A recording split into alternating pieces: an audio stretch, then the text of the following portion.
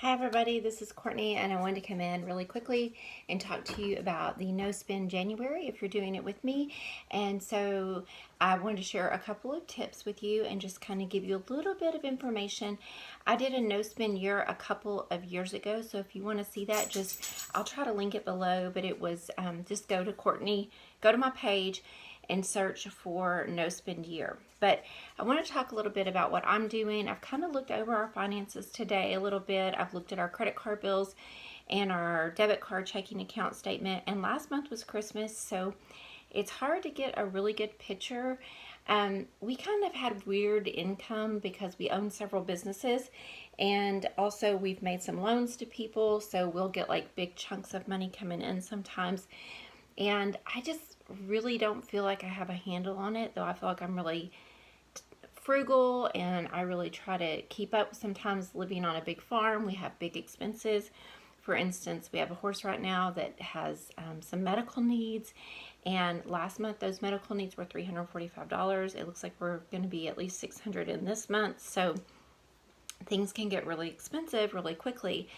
And so what I've decided to do is to talk to my husband and to see about setting a budget. All of our bills are automated. We only have our only debt is our house, and all of our utilities, Netflix, and everything like that are just drafted out of our account, or they go on a credit card that I use and pay off monthly. So for anything that is not set up automatically, like groceries, gas, I will keep on the credit card because it's just too inconvenient with COVID. I don't want to be going into the gas station. So basically groceries, because I'm not buying anything else, I was going to give us a budget for that. And then also what I would call like farm repairs. That is one area that gets really, really expensive here. I want to talk to my husband about what his plans are for the month and what farm repairs. I know probably it's finishing our fence, so I'd like to set a budget and set the money aside for that. But one way to really get a handle on your spending is to go to mostly cash for a month and to write it down. And so let me see. I put these over here. Okay. So I have these little budget tracker envelopes, and on the back they have their tiny little lines, but they have a place to write the date, where you spent it, how much it was, any deposit or balance. And so I'll probably put $1,000 or $250 in each one for the week. So for the whole month, $1,000 for spending, and that would be groceries, dog food, toilet paper, paper towels, anything that I expect that we have to pay.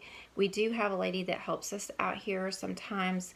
We have an Airbnb. I'll probably put money in the envelope for her for that, for cleaning and things like that. So we'll budget it out. I'll put all the different weeks in these little trackers, and that way I will be able to see exactly what I spend. It has been shown that people who spend cash spend 17% less than when you're swiping a card. And I got our credit card statements, and we put everything on them. And the reason we do that, I do not recommend you use credit cards if you are in a debt payment plan.